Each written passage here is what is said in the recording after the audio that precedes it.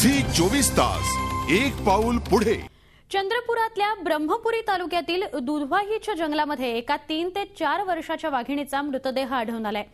मंगळवारी सकाळच्या सुमारास ही वाघीण मृतावस्थेत असल्याचं एका ग्रामस्थाच्या लक्षात आलं।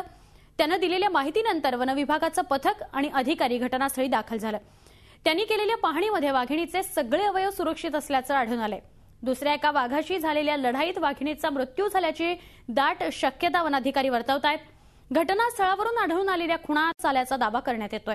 या वाघिणीच्या शरीरावर मोठ्या प्रमाणात जखमा झाल्या असून पशुवैद्यकीय अधिकाऱ्यांनी मृतदेहाचा पंचनामा करून याला दुजोरा दिलाय। ब्रह्मपुरीतील या वाघिणीच्या मृत्यूनंतर 2012 मध्ये चंद्रपुरात 8 वाघ विविध कारणांनी मृत झालेत।